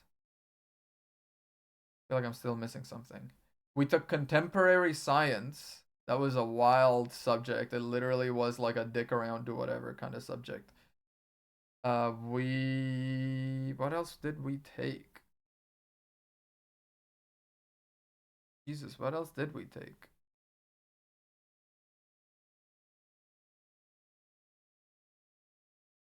I didn't have them at the same time. We didn't do high school. We don't do high school the same way you do. Meaning, we don't do a subject for one quarter or one semester, and then we're done. We did all the subjects every quarter. We didn't like separate them out. We had probably shorter classes. We had probably like each class was like an hour, but we did all the classes at the same time. And you don't get to pick stuff. The way we do it, back in Spain anyway, at least where I did it, which is what was like a public school, or it was like semi-public at least, so it must be what's normal, was uh you could choose when you went into high school, or in Spanish bachillerato, you could choose a specialization. Essentially, you could choose if you wanted to focus on science, or you wanted to focus on technology, which was more like physics, chemistry, etc. If you wanted to do social studies, if you wanted to do art, if you wanted to do, God, I mean, there's other options, but like you could choose these different paths, and then you were sorted into a class where like everything was decided. Every course was decided, but everyone did the same classes all at the same time. Another thing that we don't do that you guys do here is we don't move from class to class. We don't move around. The teachers come to us. We stay in the same room all day, and the teachers are the ones that move around.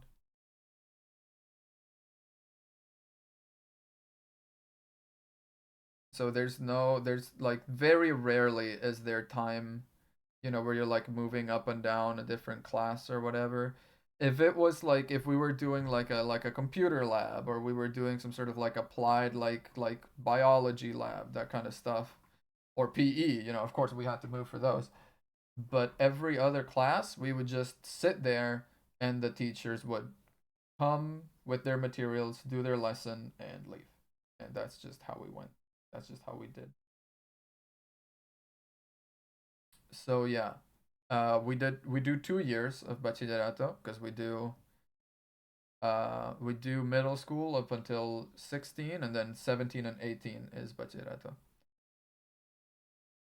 And first year it was chemistry, it was philosophy, it was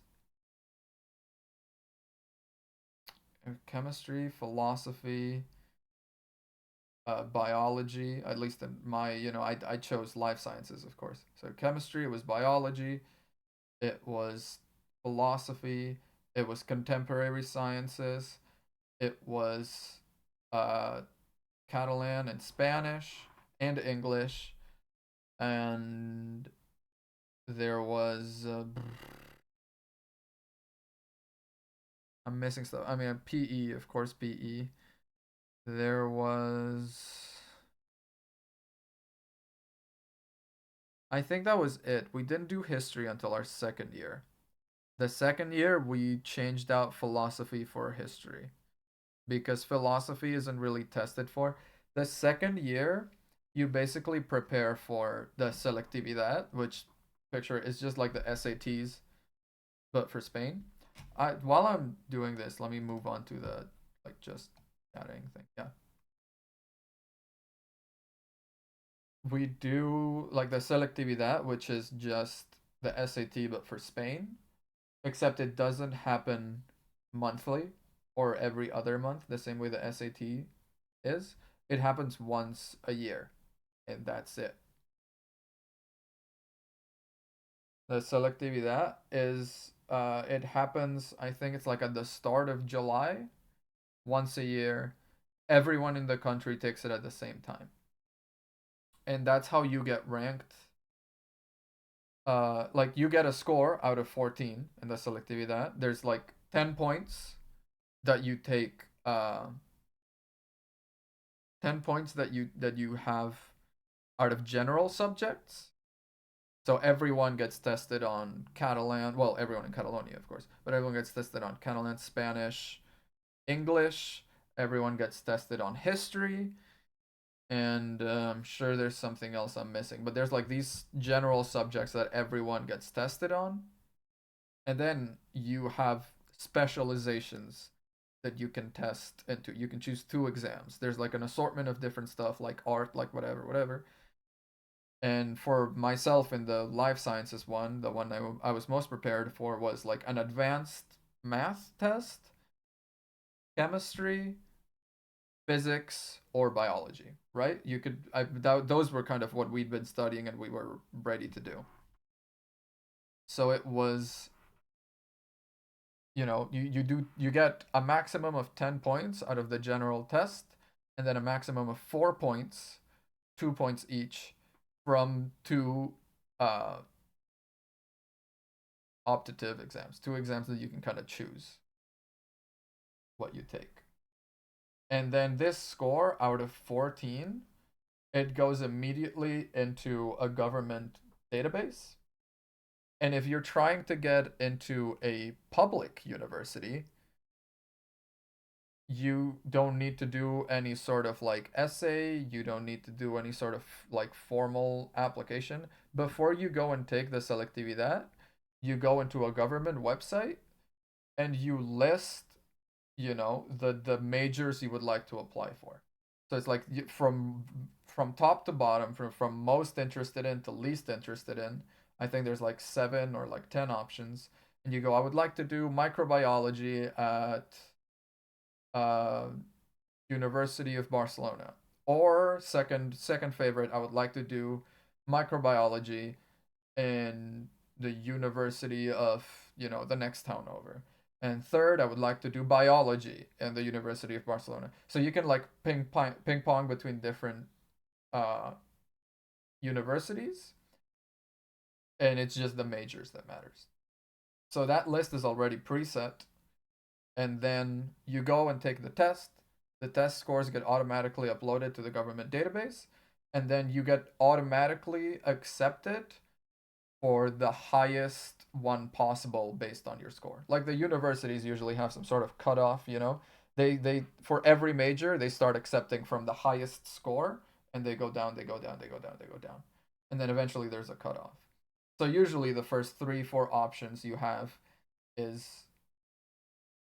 whatever you're most interested in, and then when you go into like the lower ones you start putting like some safety stuff, some universities that people aren't as interested in and they therefore have a lower cutoff cutoff mark. So if you're trying to get into a public university in Spain, you don't do any kind of application like that. You basically just do the selectividad, then the score goes into the government's database. The government automatically sorts you into the highest possible one you can get in, and then you get in it. Like if you want to, of course, you can always say no. But if you want to, you can always get in it.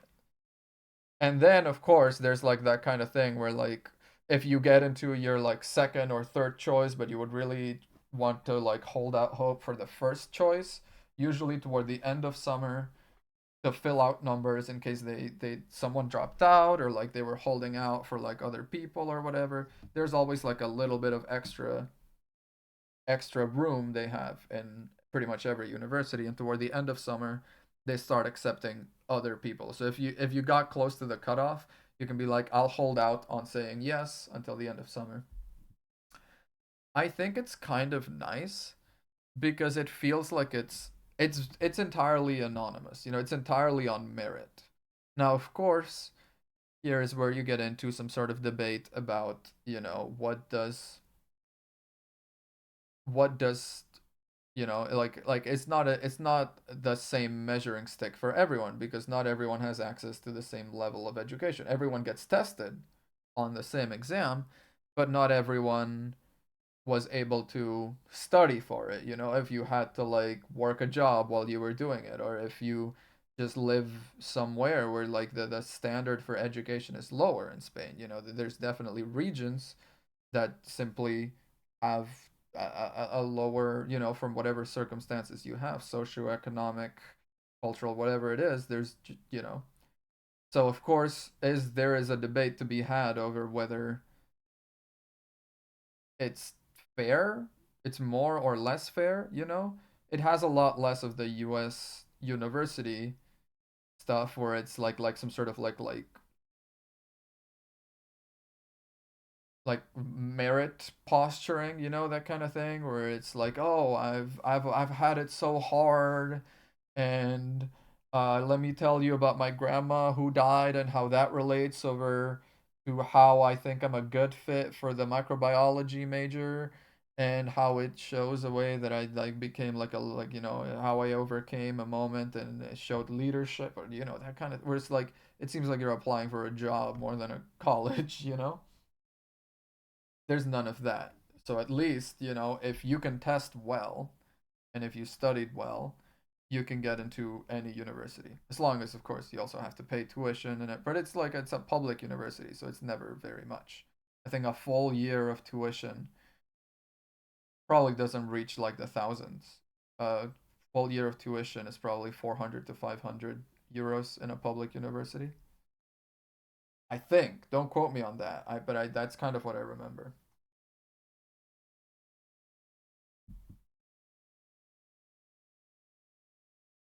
Then, of course, if you want to go for like a private one, then because they're private, they can enforce whatever kind of. Let me double check that.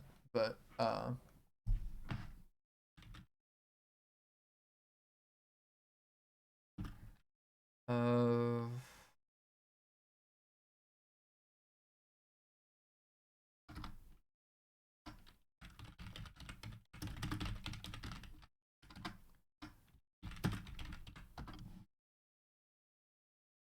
Parla Matricula. Let me check. This is a public university in Barcelona.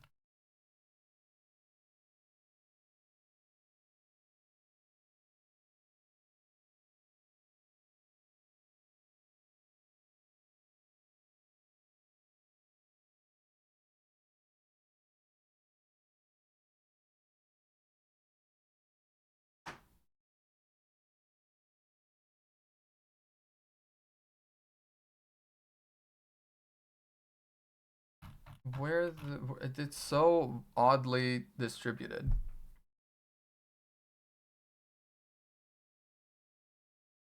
Okay.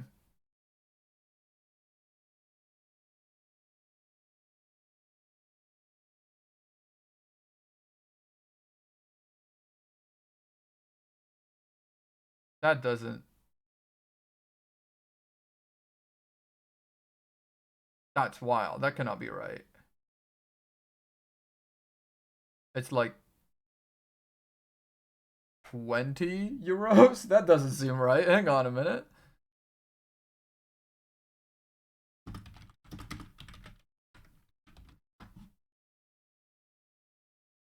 Let me check this other one.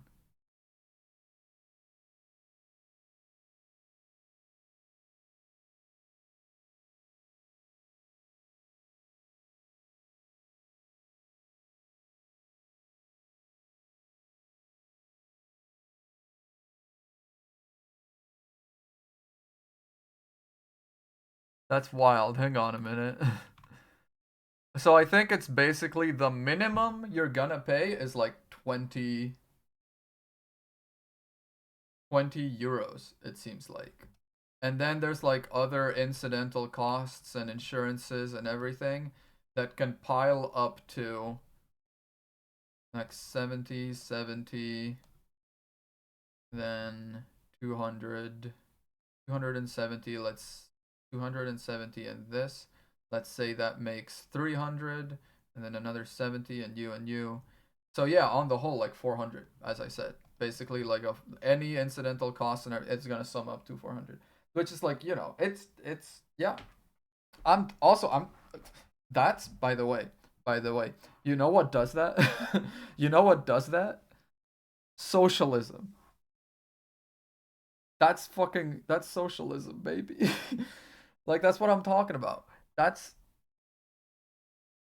you know, people in the US are so scared of the word, they don't even look at the merits of it. In Spain, you can go to college for a year for less than 1,000 euros. Imagine that. Imagine that.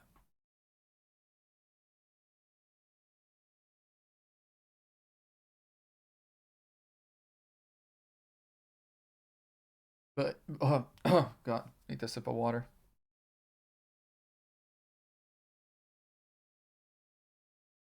Uh, it was kind of nice because since I applied to college in the US, I applied like back in September or whatever. That's another thing.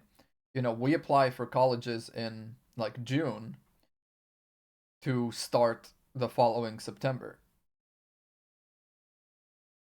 Like we have a very short turnaround for this kind of stuff. We take the selectividad in June and then we start college after summer. So it's a much shorter. You don't have to like prepare a full year in advance to apply. But I applied to UCLA, so I applied, like November, whenever it was, and then I ended up being accepted. And they told me, I don't know, forget where it was, but it was like probably pretty recently, like March or whatever, right? They told me in March that I was accepted as long as I passed, as long as I finished high school. So I already, I was going into this. I took the selectividad anyway, because taking it, I'm pretty sure, is free, and if it isn't, it's like a couple euros, but it's not really. And just being able to, hey, that person's taking photos with flash. You're not meant to do that. Uh,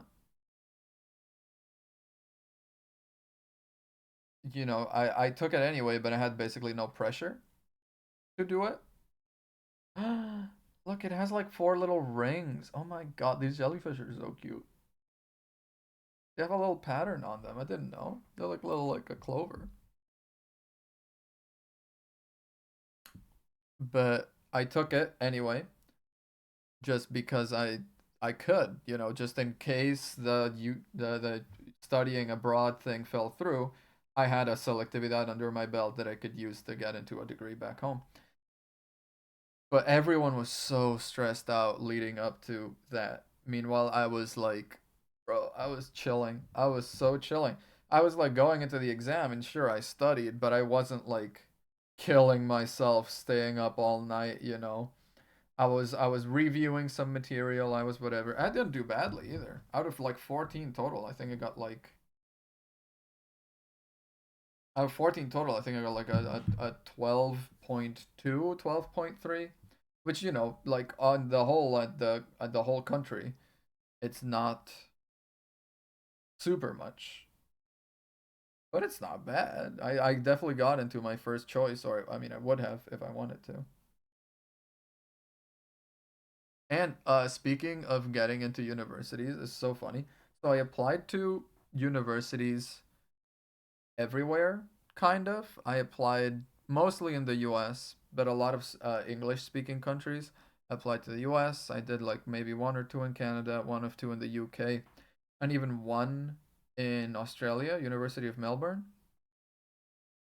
And I got in at the University of Melbourne. So they emailed me about it. And of course, at that point, I had already said yes to UCLA, or what I was like holding out for one of the US universities. But I was accepted into the Melbourne one. I could have been in the land down under. And then I kind of forgot to tell them no. I basically just ghosted them instead of replying with a definitive I'm not coming to the University of Melbourne. And then whenever admission results came around, every year for the following 3 years, the University of Melbourne sent me an email like, you've been accepted into the university year for 3 years straight. I don't know if they wanted me that bad or if there was like some glitch in the system where if you didn't get marked as a no, you just got rolled around into the next year or something. But for 3 years, I was well into my second year at UCLA and getting emails from the University of Melbourne like, hey, you're in.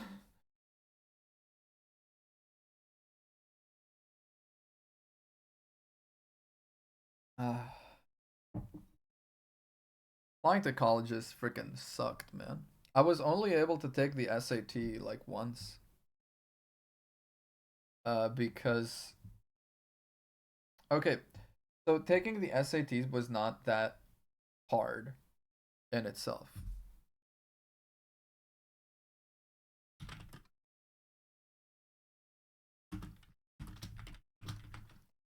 Like taking the SATs was not difficult. I could have just signed up, paid whatever fee it was, like $30 or whatever, and just take it whenever, really. The issue was there's some stuff you get tested on. High school education, it's different everywhere. So there's stuff that we get taught in Spain, or that, you guys don't get taught until college. And there's stuff that you get taught in high school that I've never seen, or it's like there's like a different way to approach like a trigonometry problem or whatever. Like for example, I've never freaking used or even know about like triangle numbers. Apparently that's a thing. Like triangle numbers, I know what the hell they are, but apparently that's a thing y'all know about. And so it was less actually taking the exam, and it was more actually preparing to take it, getting in the correct sort of study mindset, right? So I took it the only time after a full summer of studying at a local SAT prep. It was just focused on making sure students were ready for the SAT. You're just, putting them in the correct.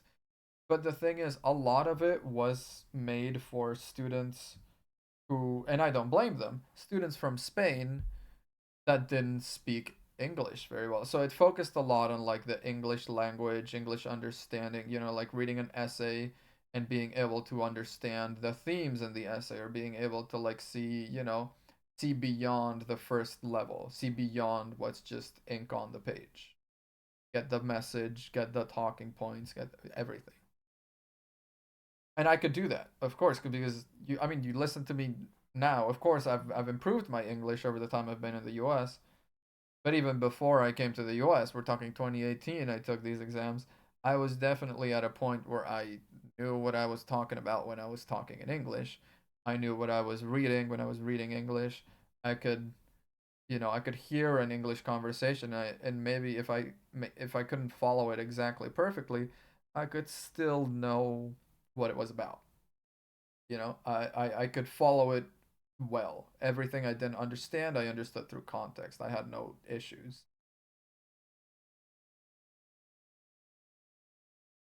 So a lot of those courses were basically just slogging awful work for me. I really, really didn't like them. So I feel a little bad about this. I basically I never did the homework they gave me in that because all the homework they ever gave me was like English problems. So they would send me home with a full packet of English exercises to do, and I would show up the following weekend or whenever, and they'd be like, "Did you do their homework?" And I'd be like, "No." Just straight up just be like, "No, I didn't." And I would leave home, God, I would leave home well in time to make it there on time because it was like during the summer and everything. So my parents were home. So I would leave home to make it in time. And then I would straight up, like, right outside the station next to the SAT prep school, I would like sit on a bench, like go to like a bakery or something, grab like a snack, sit on a bench and be like 10, 15 minutes late to the class because I there was like literally the only thing they had to tell me is that type this, when you guys type uh this, right? This means 5.5. This to you equals, where's the equal sign? Equals 5.5. Right? To you, you read this equals 5.5. I mean, let's assume, this is like in parentheses. This is, well, not in parentheses because that would be a product. But, if it's like if it's the little fraction instead of like, because this looks like 51 divided by 2. That's not what I'm saying. I'm saying this, 5.5, right? 5.5 is 5.5 to you. To me, that is 5 times 1/2. So that to me, that is 2.5. That's how I was taught. We're taught that if there is no sign, assume multiplication. So, there were a lot of math problems in prep that I was getting wrong because I would see this and think 2.5 instead of 5.5.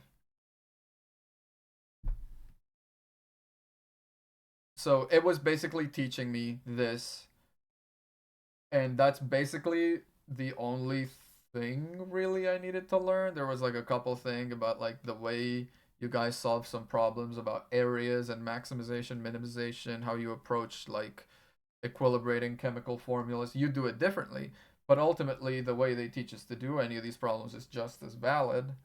And as long as I show my work and I get to the right solution anyway, which I was able to do, there was no issue really, right?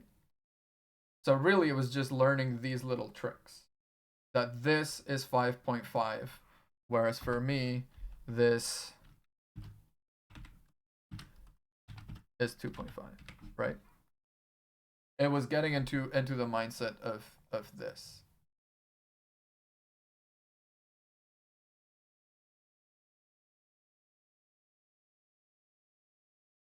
Oh, so pretty.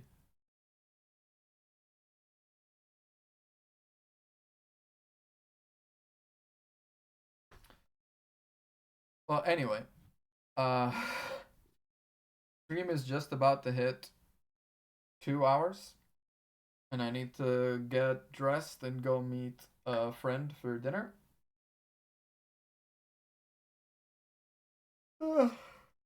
So, I will maybe see you after dinner, maybe straight up tomorrow. We will see. But thank you for hanging out. Thank you for doing the tier lists with me.